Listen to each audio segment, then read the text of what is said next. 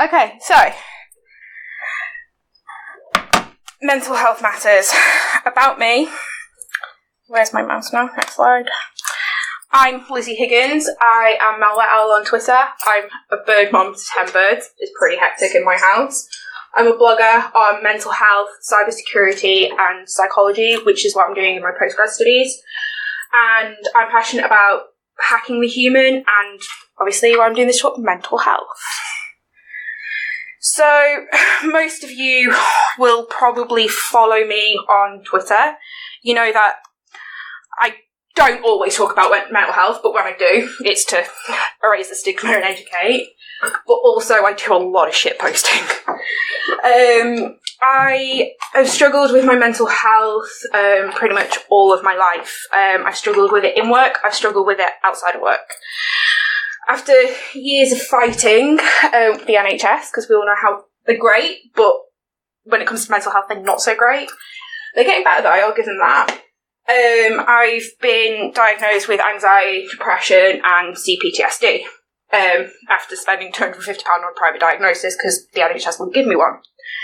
So basically, that's enough about me. I have got a great habit of getting drunk. Not the healthiest way of coping, and talking to random strangers about mental health. Sometimes in a bar, not usually in a bar. Don't like going into bars anymore. Too old for that. And basically this talk is going to be on how mental health is just important as physical health. And sometimes it's okay to just not be okay. And that is one of my favourite quotes. It's okay to not be okay. If anything you take home from this talk today, take home that. So, we go to our bosses. We're struggling with our mental health. It's like, companies go, yeah, we'd love to promote mental health in the workplace. And you go like, yeah, how about decent wages, less stress, hiring more people? And companies are like, yeah, no, let's just go and do some yoga. So when life is putting more and more pressure on us, more and more of us are struggling to cope. We have demanding jobs, especially in cybersecurity, where we feel like we constantly have to be on the go, like 24/7, 365. Cyber threats are evolving all the time. So literally, you can wake up to Twitter and like 100 notifications, mainly from Gozzy the dog at the moment, going, this has just dropped in the wild. Don't tell Kev, I just dropped him in it. But yeah, it's a lot of pressure and it's a lot to take in. So there's some pretty scary and worrying stats regarding mental health. 1 in 4 of us will have experienced some form of mental health issue in our lives. 32% of UK employees have experienced a mental health problem stemming from stress at work, or where work-related stress has been a contributing factor in 2018 alone. This has a massive impact on business. 15.8 million days were lost to mental ill health in 2016. The cost to UK businesses is roughly £21.2 billion per year. That's a lot of time and money with mental ill health. And even more worrying, and it's a topic that's not really talked about as much, according to Samaritan's research in 2017, men aged 45 to 49 are most likely to take their own lives. Out of 6,213 suicides, 4,694 of them were men. The most well-known one recently, Keith Flint from the Prodigy. So, what do you think is a contributing factor to stress in the workplace and leading to burnout? Personally, I think it's from, don't laugh, feeling overworked and very under-intoxicated. It's also because you can't switch off. Like I said, working in cyber, you've got to constantly on that pulse, constantly know what's going on. You know, I've experienced this myself. In a previous role, I felt like I had to be on Slack 24/7, even when I was sleeping for a night shift. I felt like I had to be waking up every hour checking my notifications, replying to comments, replying to, like, everything, basically. And that led to a lack of sleep, which led to burnout, which led to a lot of stress, which eventually left me going, screw this, I'm leaving. So, it kind of leads to feelings like this at work. Is it Friday yet? Oh great, it's Monday coming up. Yeah, that's literally how I felt. And like this as well. FYI, don't punch anyone. I will not be held responsible for your actions if you do.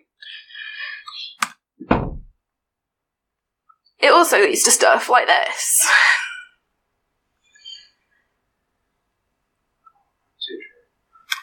And this is usually me.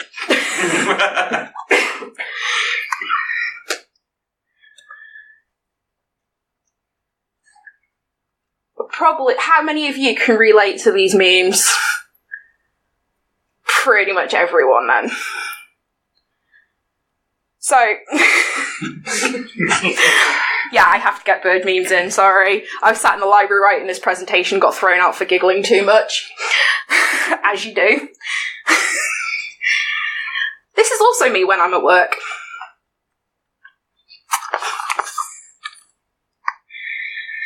So basically, feelings like this can lead to serious mental health issues if they're not addressed further down the line, such as anxiety, depression, mood disorders, alcohol, drug or gambling addictions, relationship breakups, job losses, etc. And worst case scenario, attempting to take your own life. This can really, really impact our lives, and it's not, in my eyes, taken seriously enough. So, in reality, we don't like self-care. So, you know, we all have self-destructive tendencies. I know I've got plenty.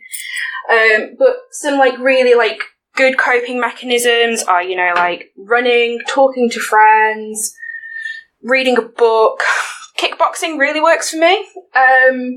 And other stuff like that, like really good healthy eating well as well, because what you put in, you get back out. But if you don't, and you just have self-destructive coping mechanisms, this can happen. Especially the frog. I've been there.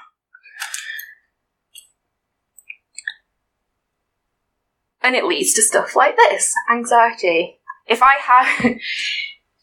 My dad asked me once what was the most exercise I got, and I just literally replied with jumping to conclusions. Go figure.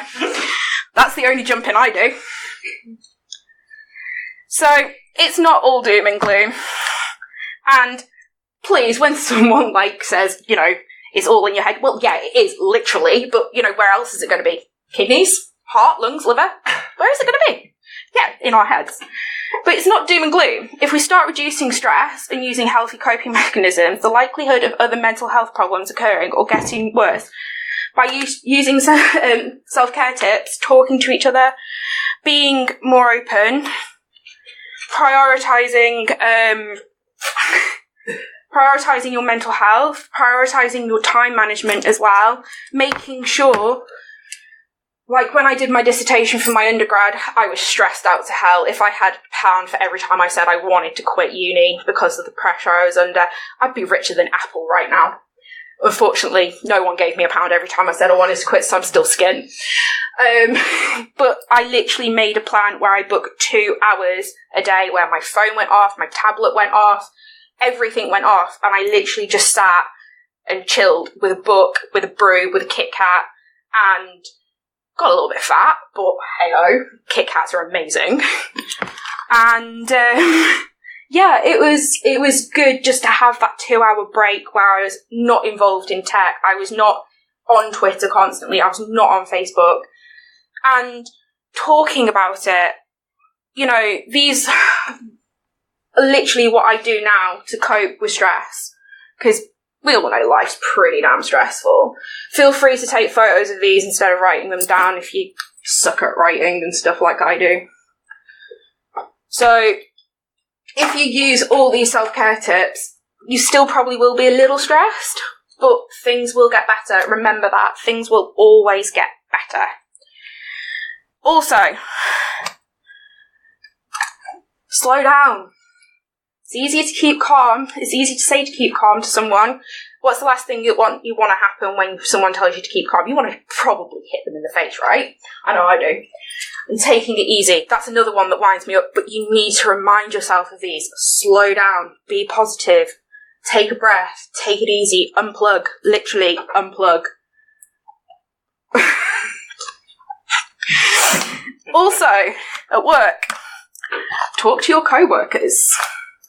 I always had a couple of go-to people to talk to in my previous role, and to be honest, without them, I probably would have struggled a lot more, and I'm really, really grateful for their friendship. And I see one of them sitting in the crowd now, but I'm not going to point them out and embarrass them, because I'm not that mean. So, however, if someone does tell you to stick it up, this is my usual reaction. Do not get a baseball bat and do not try and break their legs, because I will not be responsible for that. So, finally, remember this. 6 months from now, you can be in a different, completely different space, mentally, spiritually, and financially. Keep working, keep hustling, and please keep believing in yourself. And also, don't forget, you're not alone.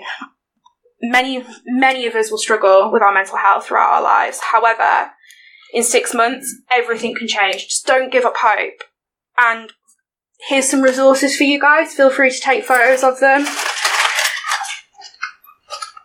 And I shall leave you with this quote from Samaritans. And I've lost the quote. Sorry. Go figure. And yeah, thank you. I know it's hustled my way through it, but if anyone's got any questions or anything regarding mental health, I'm an open book, so feel free to just fire any questions at me.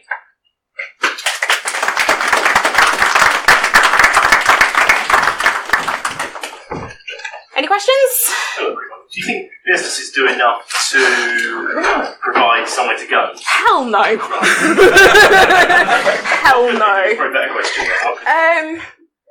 Take the time to listen to their employees. As we all know, HR are not there. They believe in warm and fluffy unicorns and biodegradable glitter, but essentially they're there to protect the company. I think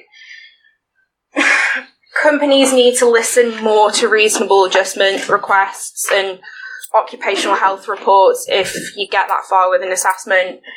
Also, having more spaces to go to that are just quiet, like here we've got the quiet room that I'm running today, and just basically listen to their employees. They don't, the powers that be at the top have zero clue what's going on the shop floor. It's getting better slowly with some companies, but I think the people at the top need to come down to the shop floor once in a while and experience a day on the shop floor, because then they will know how much pressure people are actually under.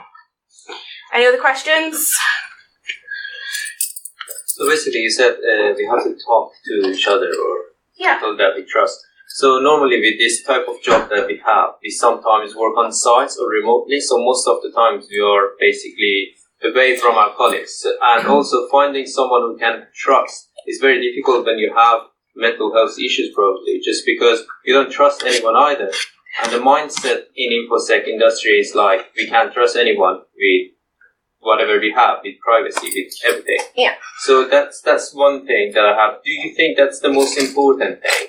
Yeah, having someone to talk to. I've rung up Samaritans before now, and I haven't had to give my name, or if they ask you for a name, you can just give a fake name. I've done that before. And they just listen. And there's a difference between hearing someone and listening. They actually listen, and they care. And I've had a massive, rant to them about some stuff. And by the end of it, because they've just listened and they've acknowledged how I was feeling, when I hung up the call, I felt a damn sight better than I did when I rung them. So this is why these organisations are there. I mean, Campaign Against Living Miserably is a fantastic organisation. It's for men as well, because, as we know, there's a higher rate of suicide amongst men, because men traditionally have not been able to acknowledge, or, wrong word, talk about their feelings as much. You've got to be strong and brave. But everyone struggles. That's the thing. So this is why these charities are out there that you can call, you can just talk to, you don't have to give you any of your personal details to, and they're there to help, and they're fantastic. Who's next? Sorry. So I'm currently off work with depression and anxiety. Yeah. And my employer is trying to be supportive. They seem to be saying the right sort of things. And one of the things they say is, how can we help? And I have no idea how to answer that. I don't know what I should ask for, what might help me at all. I'm stuck.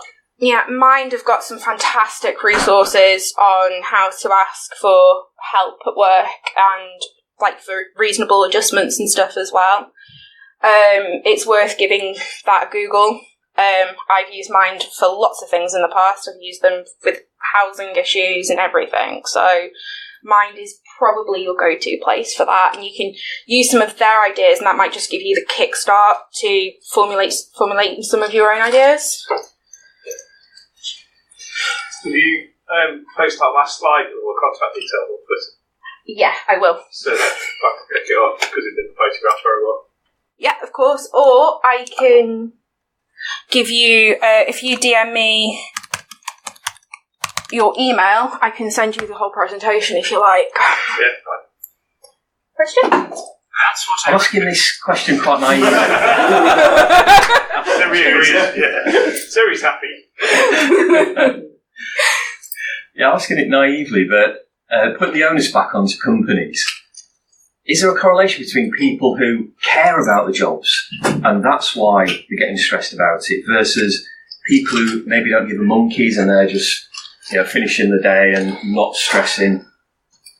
It's swings and roundabouts, I think. Personally, I've worked in places where I've given too much of a damn about a job, and I've seen other team members that are just really, really blasé about it. However, I've worked in teams as well where everyone has given a shit about their job, and then that's put extra pressure on me to be as on the button and on the pulse with them, and that's led to stress, and that's led to feelings like constantly checking my phone on Slack, stuff like that. But then that's where I'm saying the onus is on the company, because if those people are getting stressed because they care about the job, then obviously they're good employees because they're diligent and paying attention. The company really should look after those people, even more so. In an ideal world, yeah. Yeah.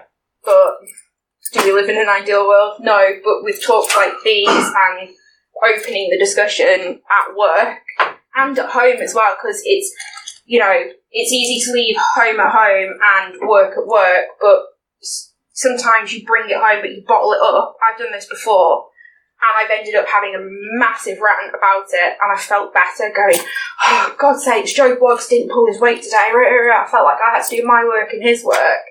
And by the time I've just bitched it out my system to like one of my friends or family members, it's kind of like I feel a bit better about it now. So I'm not internalising that anger, and it's not stressing me out as much. So going for a walk and calling a friend is a really good idea. I do it all the time if I've had a tough day.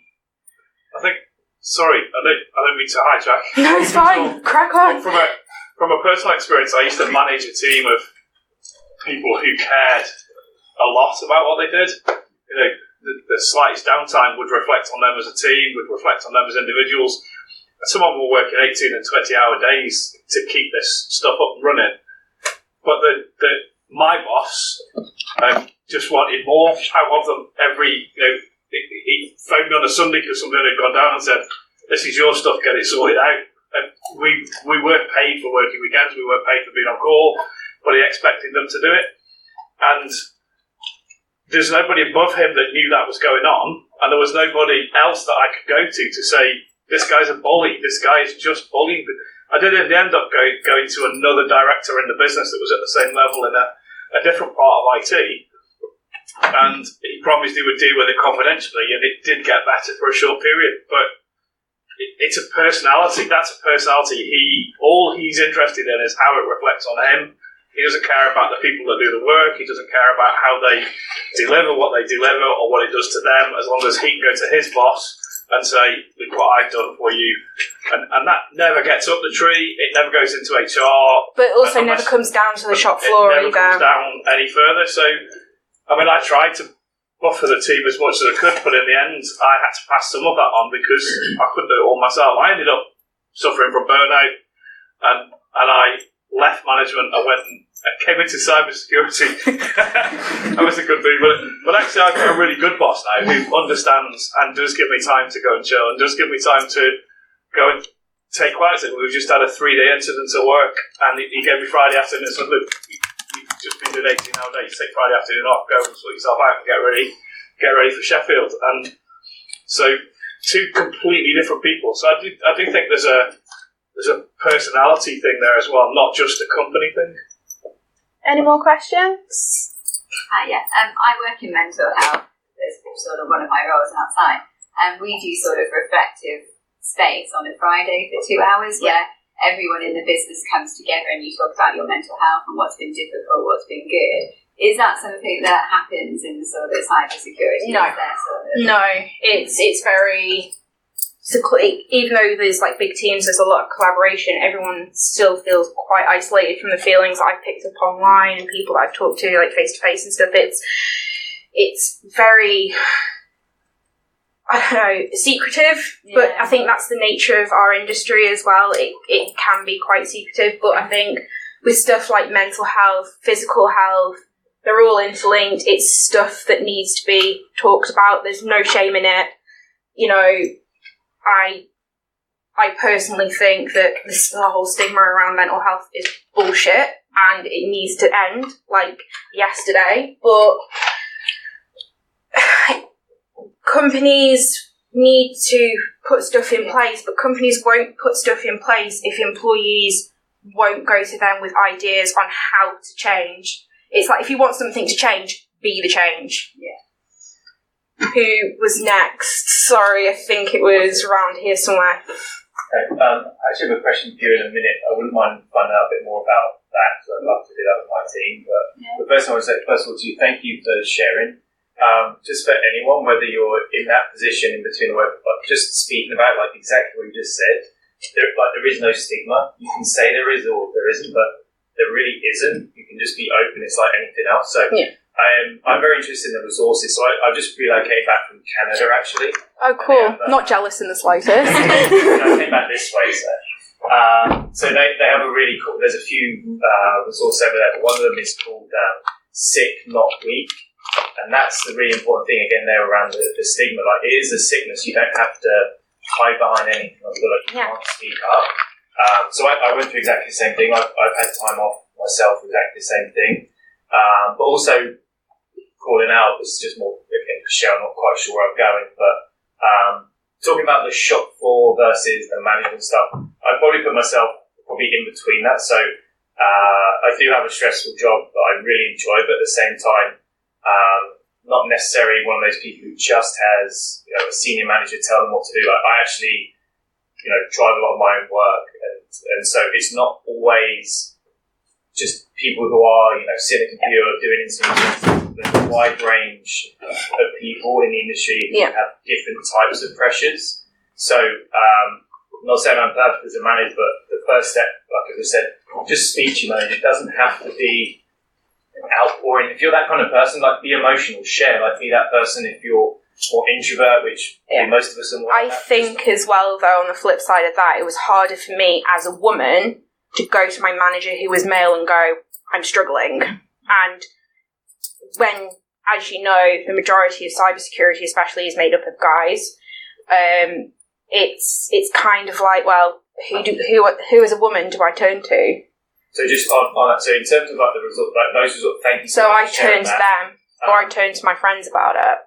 So exactly that, but then also in the room as well, like, if people want to like stay behind, or like we've got a little time before the next talk, so if people want to just talk to each other, or we can go up and, I don't want to all bombard Lizzy, but like, it's fine. We can all help each other. No one's got all the answers, and not all of us are mental health workers or professionals, but just talk to each other. That's the whole thing. That's the whole point of this, is just realising it's okay to not be okay, and just take that away with you and just talk to each other. I was just going to say, one thing, I'm someone that has been quite public on Twitter. I mean, I've been an anonymous username, Yeah. but I've been quite public about everything that I've struggled with from a mental health point of view. If anyone doesn't know, it's Fairy Cake Pixie. If you look back through there, you see all kinds of stuff. Yeah.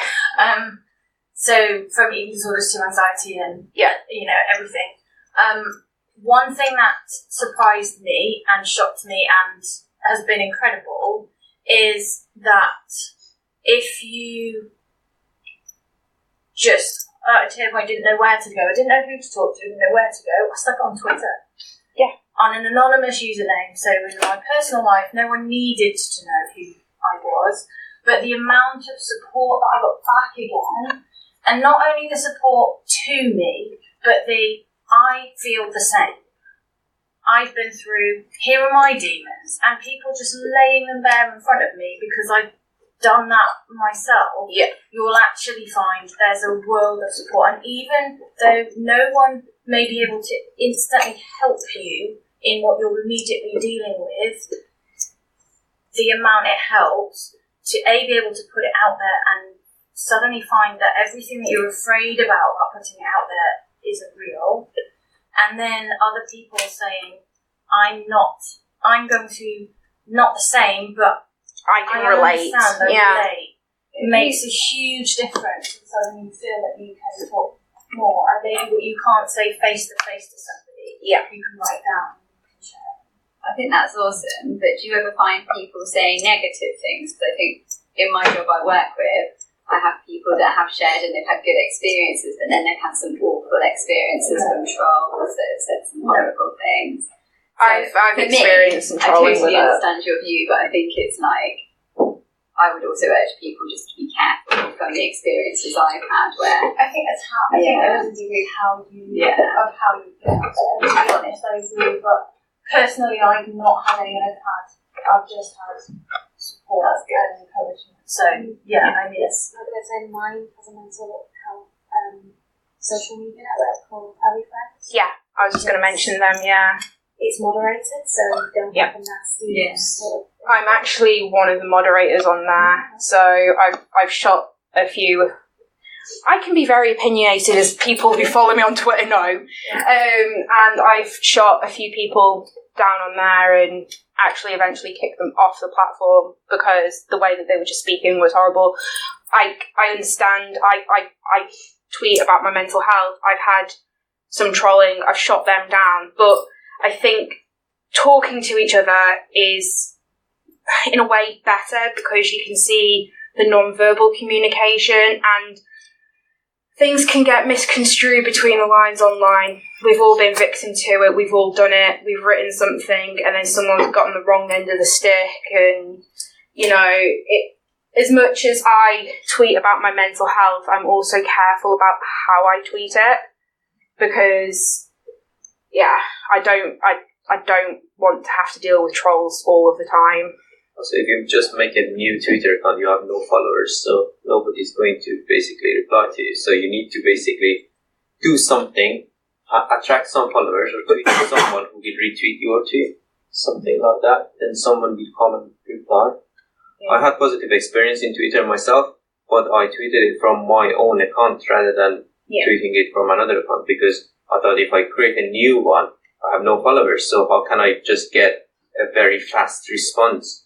So, and that's that. Also in Twitter, people normally these days are like, okay, this may affect my job because if people talk about this person had these issues at work, so it may just be bad for me. So I just don't want to tell everybody about my problems. So yeah. But that's why you've got these resources like L Friends, or all different resources. There's groups on Facebook, that closed groups that I'm a member of. That you're posting to random strangers from all over the world, but they've walked literally a mile in the same shoes, so they understand, they get it, and you get the odd snarky comment, but for the most, you get so much support. And I had a really, really, really, really, really shitty day a couple of months ago, and I posted on one of the groups on Facebook, and I was overwhelmed with the support that I got, and people were sharing memes, they were sharing pictures of their pets, and just generally trying to cheer me up. And I was sat sobbing at my iPad, and I won't be ashamed to admit that. And I just felt validated, and I think that's the whole point, is when you listen to someone and you understand, that validation helps that person, because they're going, what I am feeling is real, and that is the most important thing, to make people feel validated, to make them feel as though their feelings are real, their feelings matter, and that's why mental health matters. Thank you. Any more questions? Go on. Yeah, I was going to share another resource. Do people know about mental health first aiders? Yeah, I'm a mental health first aid. I did a workshop yesterday. Because I know that, because I'm a software tester, and I do a lot of talk about mental health in that kind of sphere. And it's one thing that every time I talk about mental health first aiders, which is an organisation that teaches you first aid for mental health, and it's slowly got to the point where more and more companies are getting them in, and they do make such a massive difference, I find. Personal experience of that, though, from a friend who can't be here today, but hi, she's watching. She has mental health first aiders at work, but she's based in Liverpool, and her mental health first aiders are based in Nottingham. Oh. Yeah. Yeah, that's not good. And the one mental health first aider that they did have in Liverpool was also a director. Yeah, you can't do that. No, so that's why it needs to be floor level. Yeah, absolutely, yeah.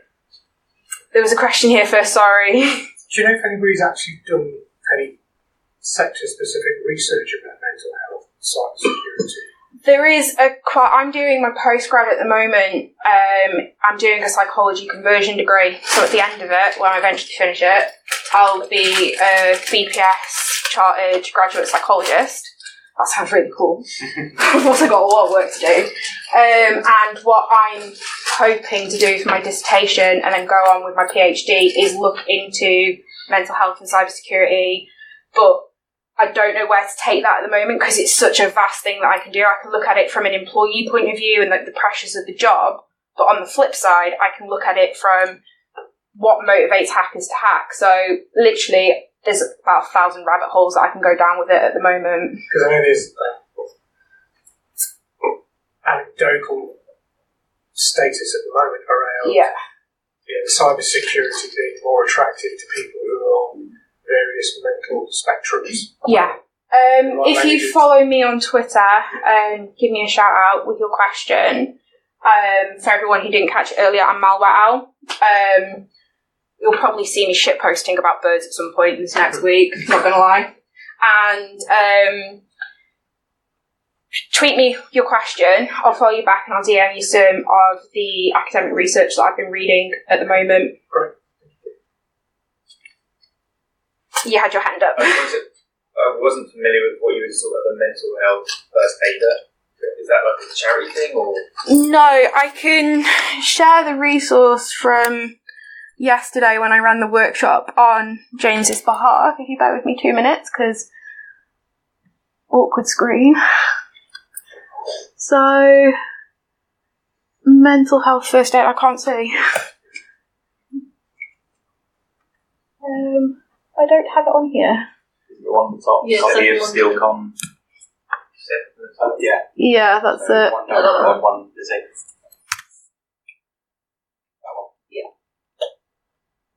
So basically, if you want, I can go through this as well.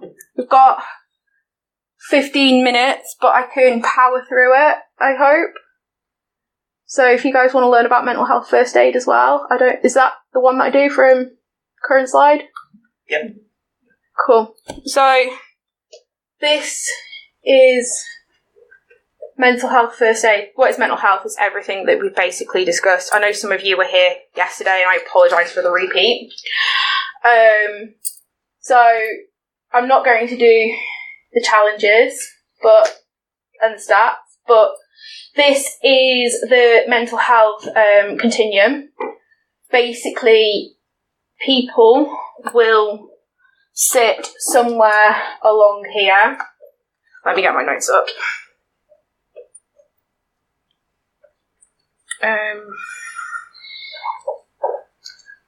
Shit, I can't find my notes now. So basically, what we want is maximum mental well-being and fitness. However, some people obviously don't fall into that category. Some people with a severe diagnosis of mental health issues, like me with CPTSD, I'll sit somewhere around here, because most of the time I'm coping. However, this is not fixed. It's fluid. It's linear. So if I'm going into like a crisis, I can go with poor mental health. Also, hopefully, when I've completed therapy, I'll sit somewhere in the middle. So basically, mental health is fluid, it changes over time. This is just, obviously everyone's aware of that. Then part of being a mental health first aider is understanding that whatever someone's experiencing is real to them. And that's what I was talking about with validation. Everyone's can go on YouTube and just Google YouTube the Black Dog. It's a video on depression. I haven't got, time to show it right now. And the principles of mental health first aid. So it's a course, you can Google this. I don't have the exact link on this slides, I don't think. But it's to preserve life, prevent further injury, and promote recovery from a mental health crisis or mental health problem.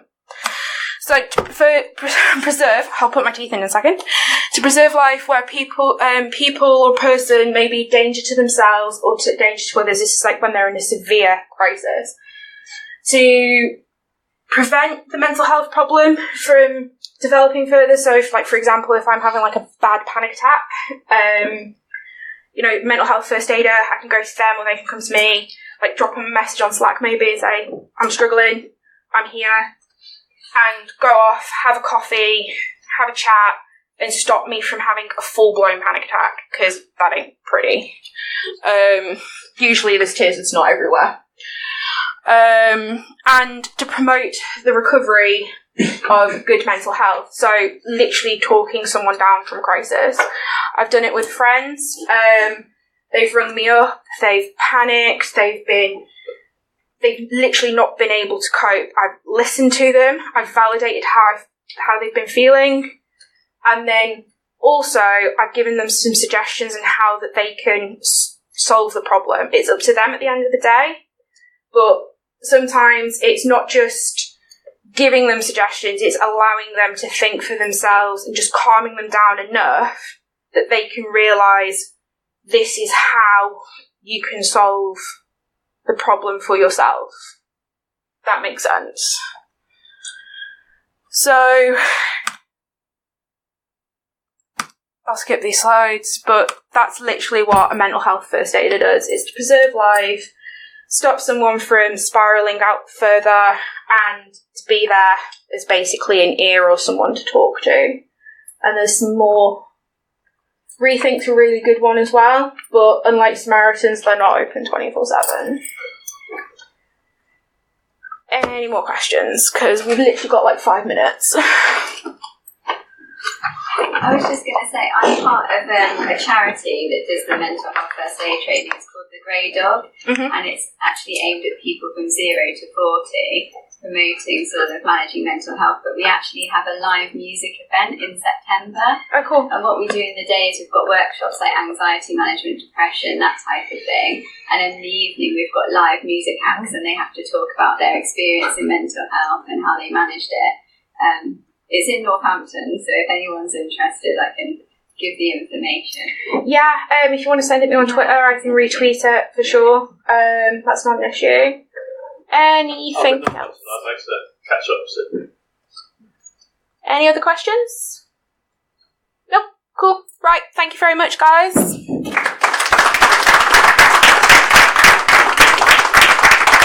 there's some of my babies. Pets really help with mental health, by the way, although they can be little bastards at times.